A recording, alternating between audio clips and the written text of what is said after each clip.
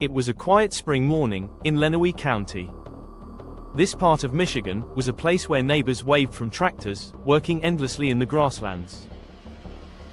But on April 25, 2021, something sinister took root out in the soil on West Mugner Road.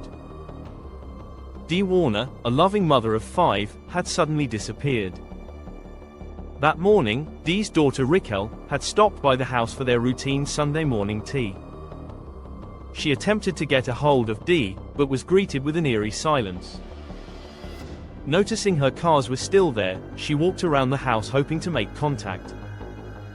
With no success, she soon found her stepdad, Dale Warner, fertilizing the fields, going amongst his normal farming workload.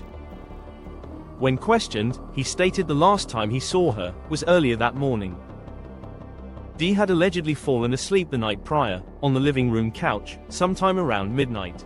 They hurried down the road to the neighboring house, which happened to belong to Dee's brother, Greg.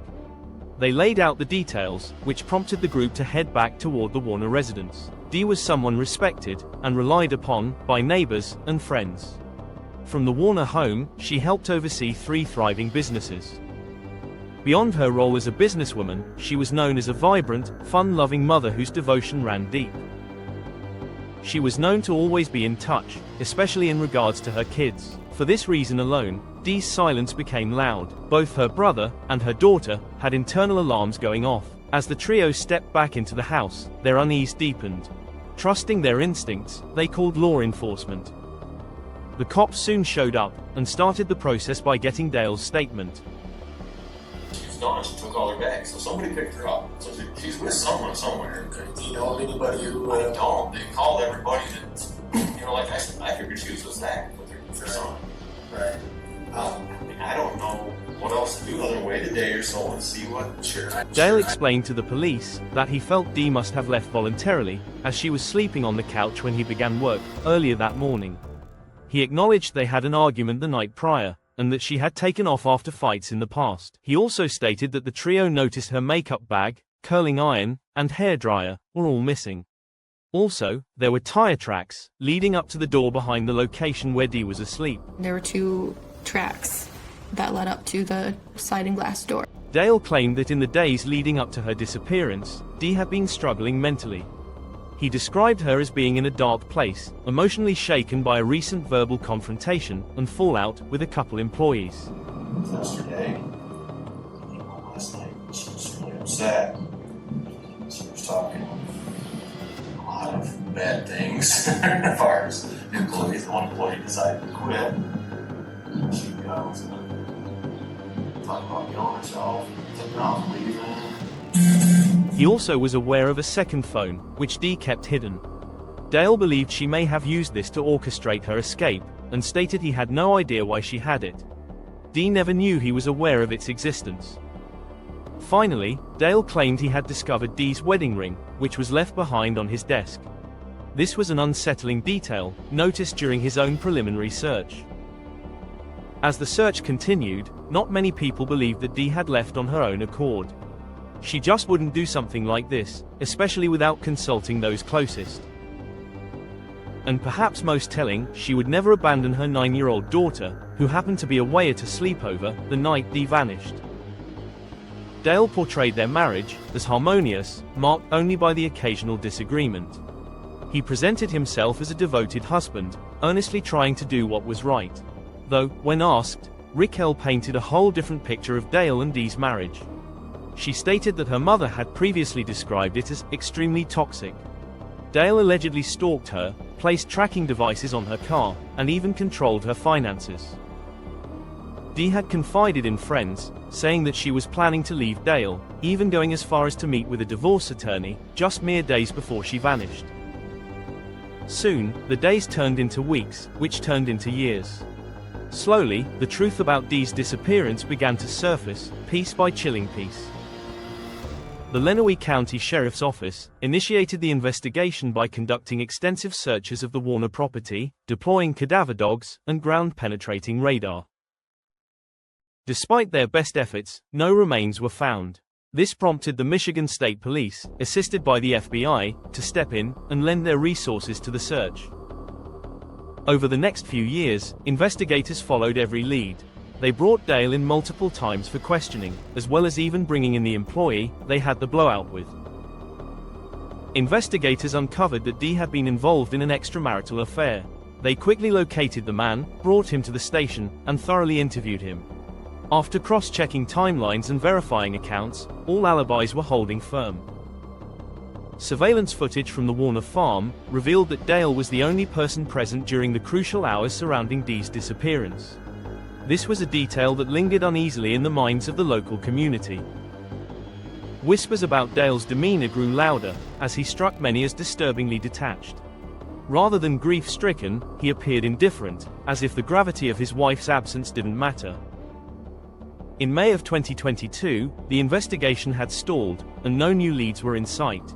Refusing to let the case fade into silence, Dee's family took action, hiring private investigator Billy Little. Billy immediately held a press conference about the evidence at hand, believing Dee's body was hidden in plain sight. Jumping ahead to September of 2023, Dale Warner appeared in court after violating a direct order by selling Dee's assets, leading to a contempt of court charge. He was sentenced to 93 days in jail, along with 6 months of probation, fines, and other conditions. A few months later, in November, police went ahead with the arrest of Dale, who was located at his house. He was brought in on the charges of open murder, as well as 1 count of tampering with evidence. A police statement following the arrest highlighted the work of detectives, and the ongoing efforts to find Dee's remains. At the time of the arrest, they had not yet been located, and investigators continued to pursue leads. It was at this point in the timeline, crucial strides were taken, launching this case into a new pace. In March of 2024, Dee Warner was declared legally deceased by a Lenawee County probate judge. This legal declaration enabled the family to take steps toward managing her estate and filing a wrongful death lawsuit. Then, a few months later, a preliminary hearing resulted in a judge determining there was enough evidence to send Dale Warner to trial. On August 18, 2024, more than 3 years after Dee vanished, police executed a search warrant on Dale's Paragon Road property. After scouring the property for disturbed soil, the team shifted their attention, finally noticing the missing clue. A large ammonia tank, used in agriculture to store fertilizer chemicals, had recently had its end cap welded shut, which was uncommon for standard use. Even more unsettling, the tank had been freshly repainted, mimicking the appearance of those still active, despite the out-of-order sign stuck on it. The team then conducted an X-ray scan, hoping to determine whether the tank's internal contents could be visually differentiated. What they found shocked them. Gaining access to the tank, investigators recovered what appeared to be human remains. They were wrapped in a blue tarp and brought in for autopsy and identification. On August 21, the Jackson County Medical Examiner's Office confirmed what Dee's family had feared. Inside that tank was Dee. She had been strangled, sealed away, and hidden in plain sight. It seemed Dale had finally snapped from the thought of losing everything. It was at this point, investigators looked at the size of the tank, and started to believe Dale would have needed help. Authorities suspected his son Jaron was involved in the attempt to conceal the remains. With nothing more than circumstantial evidence, Jaron was arrested on the charges of tampering with evidence, and accessory after the fact. Yep. Are you serious right now?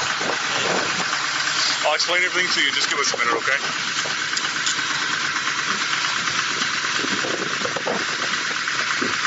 Pop it off the line here. Yeah. We're gonna take that watch off here and show how to get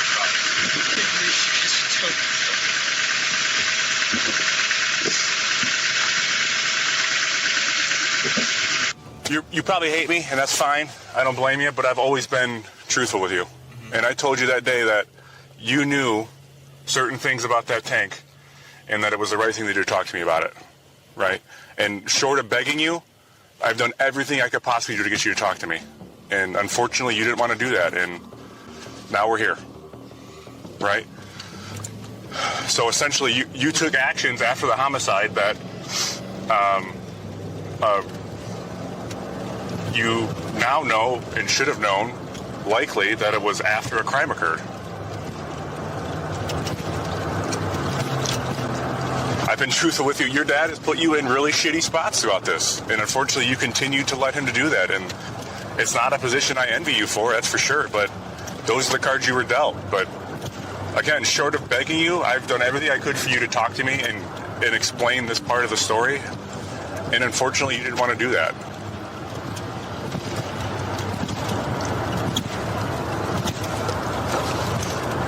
I mean all that really sincerely, Jaron. You've been put in a shitty spot, but unfortunately you've made these choices too.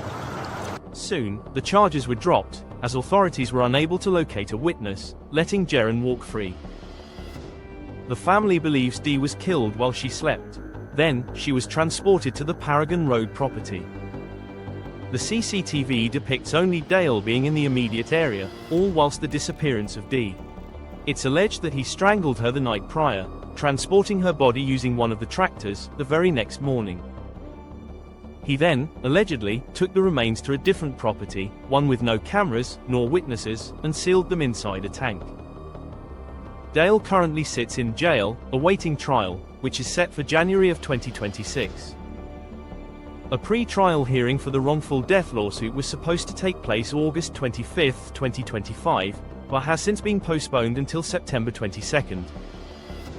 Prosecutors will utilize the obvious. Dale had motive, means, and opportunity. Dale wanted to control Dee's life, and even tried controlling her death. After years of searching, the truth was surfacing. Dee Warner didn't disappear, she had been silenced. Her voice lives on in her family, the community, and everyone who refuses to let her story be forgotten. If you want more true crime videos like this, please consider dropping a like, and subscribing to Marked Manor. Also, you can now experience each case in podcast form, if you search Marked Manor, the audio files, on Spotify.